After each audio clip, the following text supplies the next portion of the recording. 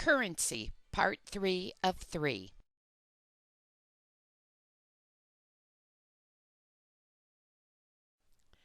If stocks are a form of money, then it stands to reason that money is a form of stocks. In spirit and effect, Federal Reserve notes are the stock certificates of the United States. Their value reflects how the board of directors and executives organize production to increase or decrease the value of dollars. Unfortunately, the habitual politicians view dollars as a promissory note by which they can promise but not deliver. As our paper is only as good as our political promises, Federal Reserve notes are suffering a cheapening in value, with each political promise grounded in quantities rather than qualities of laws.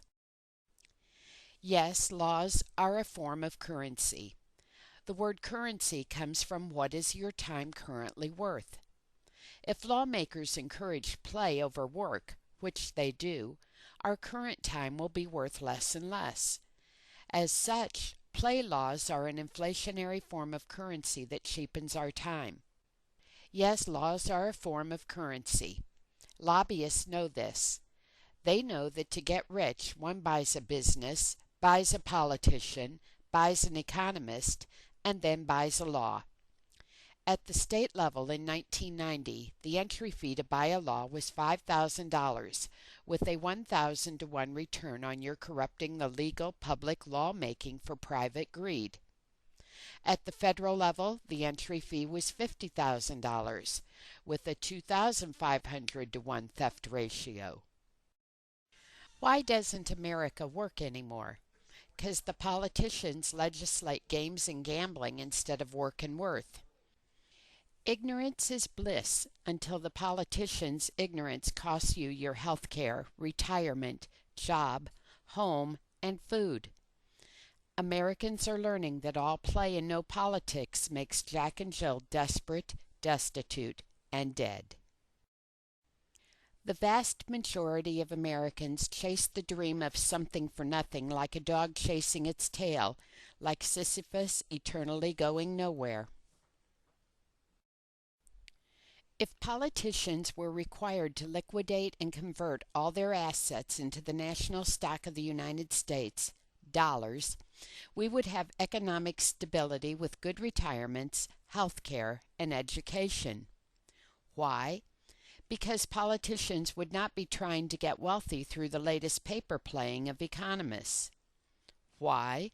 Because politicians would know their final wealth is tied to the Commonwealth. As is, the politicians let the tenured economists create new financial tools of liquidity from which the politicians and their friends skim the top cream. Because we don't have a few simple currencies that keep their time value, we have a sin-filled financial Pandora box to which the politicians and economists have the keys. No wealth is created with new symbols of wealth, just a transfer of wealth. Republican tax cuts are really just tax shifts from the rich to the poor, welfare. After the rich pubes, Latin origin of Republican res pubes, get additional liquidity, the little fellas get sloppy seconds, trickle-down economics. If we don't have a simple currency that rewards honest problem solvers for their problem-solving time, then we will have fools owning the wealth and telling wise men what to do based on uneducated gut reactions. Fools and their time are soon parted, especially foolish voters. What products? What production? Among the unasked questions of the 1990 stock market bubble, what were people investing in? Did they invest in quantities of symbols? Did they invest in quality of production? If a nation's small investors put their money into bad investments, they are not stimulating production and productivity, but counterproduction and reductivity.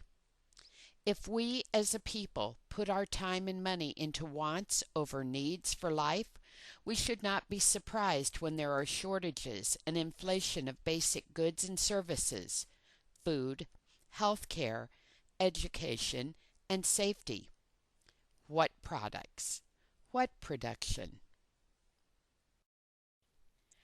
The real evil is the grinding collapse of real production, for the small investors stimulated the brain drain to businesses that manipulate symbols rather than create real wealth or solve real problems. Anyone who thinks the world is not going into global deflation and depression does not understand quantity versus quality of money, nor understand the difference between symbols and substance of wealth. The carrot of new economics is an old devil's apple of greed. The question the small investor must always ask of each loan and investment, both are the same, a transfer of one's time, is this: is the shared time going to produce more real time or mere symbols of time?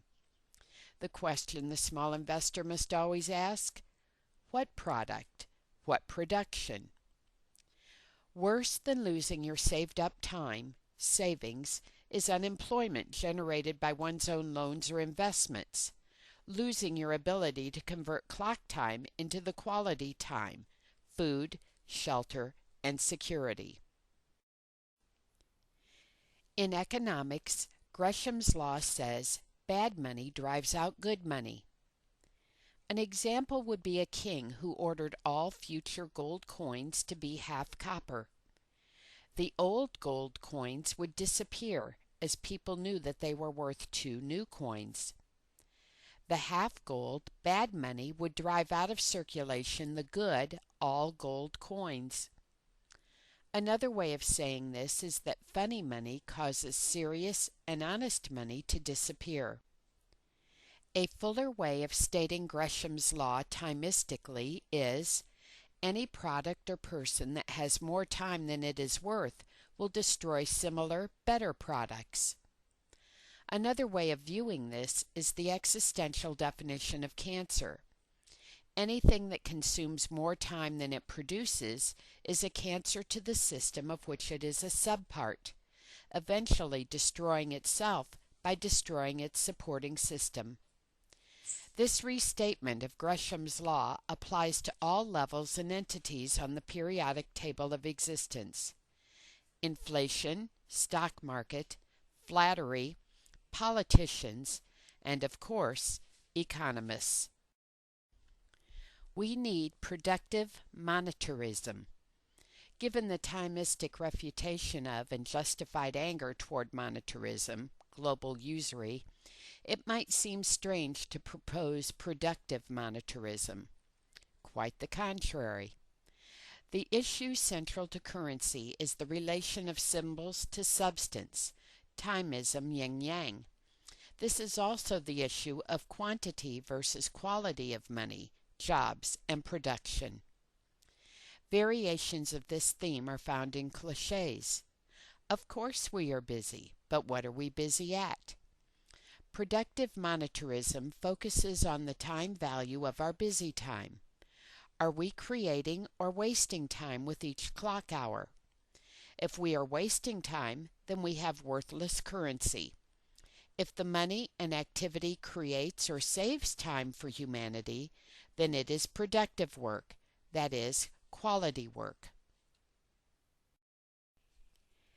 It's the producer's choice. Ultimately, the survival of a family, society, nation, and civilization depends on the true, real producers. They produce the time savings from solving real problems. If they do not have political leaders to coordinate their time for greater efficiency and honest productivity, then they must become lights unto themselves or suffer. It is the producer's choice. Only they can allow themselves to be victims of political and economic theft. The number one product that producers should demand, if they want simple, guaranteed wages and retirement, is an honest, stable currency tied to the value of one's problem-solving time. If you are a producer, you cannot make informed choices if you don't invest some time each week into politics and economics. If you choose not to invest some time into better time, then remember, all work and no politics make Jack and Jill broke taxpayers with no health care, retirement, job, or home. The life hour is a universal, absolute currency that transcends the boundaries of centuries and nations. Part of the solution to solving the problem of unstable currencies is choosing a name that unites the symbols with the substance of our time. Europe's new currency misses the mark. A timist is frankly lira of the yen for euros to mark our time. The life hour is an internet time clock payroll system, touch-tone manager, which has all the features of time clocks and more. Without reservation or equivocation, no better term exists for ending the divorce of symbols from substance than life hour. This is a payroll flowchart. Why is it so complex? Garbage dump complexities introduced by economists. The life hour currency managed by Touchtone Manager has an interesting feature. Consider how government takes 40% of your time for each hour that you work in the form of taxes. This is what government costs you in the only wealth that you really have, your time. This time loss does not include the off-book losses that politicians legalize as welfare. What is the time cost of the currencies that you use? 1%? 5%? 10%?